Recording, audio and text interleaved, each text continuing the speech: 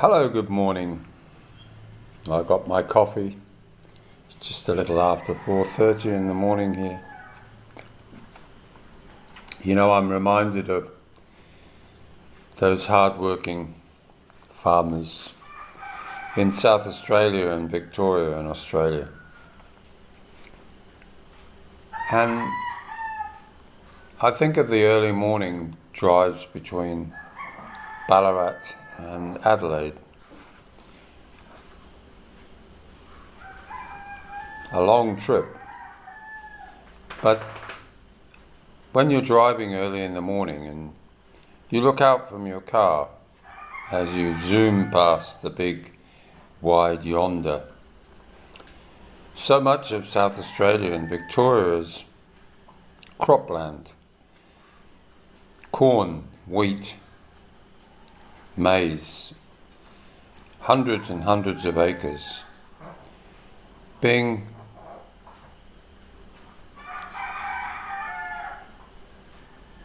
harvested by massive machines, these days controlled by GPS.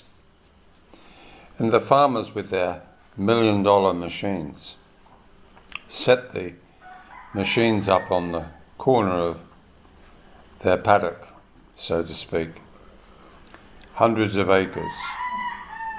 They get it all fueled up and all ready to go.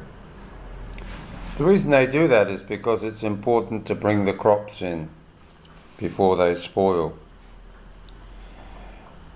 And the machines just work on their own. They don't need a man inside the cab. They go up and down and around and up and down and around. And the only reason you know they're there is you see the lights on the front of the machine as it goes up and down, collecting all of the crops. And when it gets to a certain point, there's a truck waiting to unload all of the produce into it. They line up, just like well-oiled machines. But they need less and less human beings to gather the crops in. And you can only just marvel at the modern technology and how it must help the productivity of the farmer. And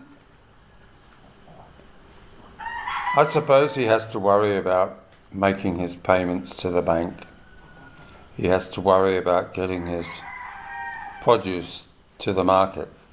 But beyond that, he only worries about making sure that he has food on the table for his family.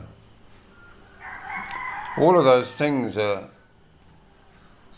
massive in scale, but in reality, life gets down to the smallest denominator, and that is that we as human beings pay too much attention sometimes to the voices of others that take us off our focus in life.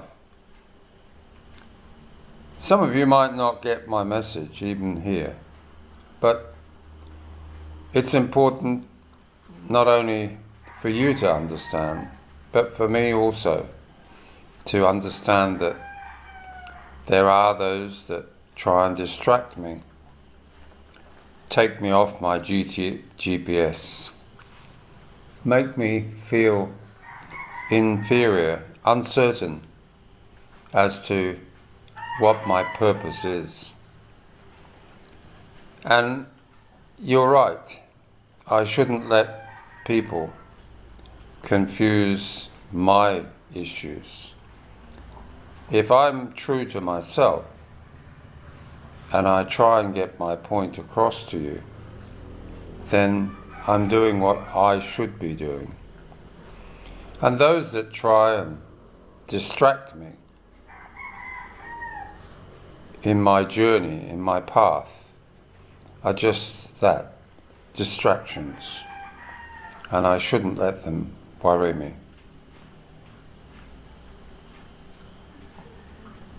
Yes, I have to focus more away from the trolls, the ones that inevitably will be all over YouTube, because that's their kick in life. They like to attempt to disrupt, to belittle. Unlike myself, there's no attempt or intention to belittle anybody. To bring ideas to the forefront is my intention only. To make, if just one person out of all the hundreds that watch our videos stops for one moment and realizes that, wow, I hadn't thought of it from that point of view, I've achieved my goal. I don't want anybody, whether American, Australian or English, to take on the ginormous task of coming on the final journey, to treat the Philippines as a place to retire and to put one's dreams in place. I don't want to see people fall over. I don't want to see people make financial mistakes. And if trying to tell the truth, trying to say the hard things, is in some way the wrong approach, I'm sorry, I can't make an apology for that, because somebody has to say something. There is so much BS out there on videos, maybe well intended, but nevertheless BS. It doesn't help us get a true and accurate picture of what it's like to live in a foreign country where laws don't protect you, where points of view are hard to explain, where mindsets of the local may well differ from your own. And no matter how much you try and tell them that maybe they've got it the wrong way, is futile, because people are set in their ways. They will only see what they want to see.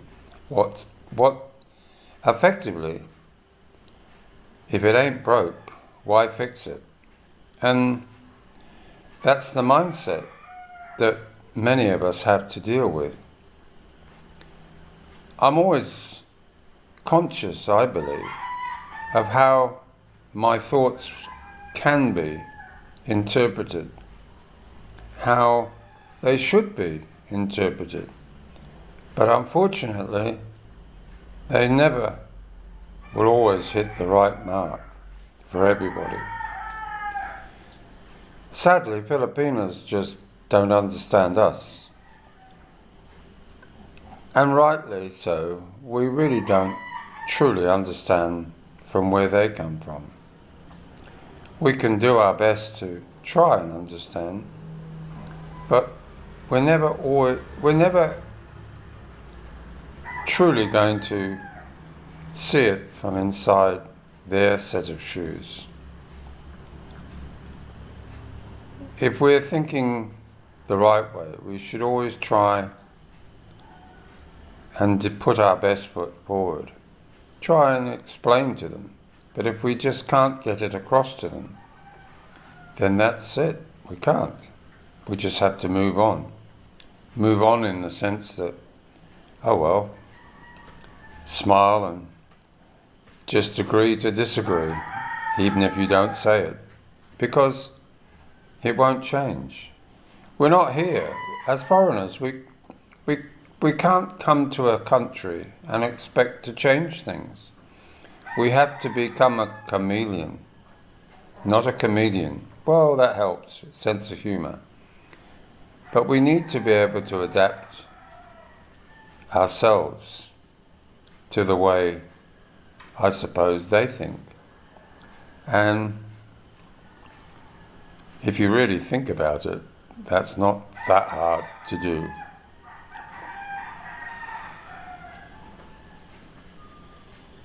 That's my thought for the day. Don't forget to subscribe, and you have a great day. Bye now.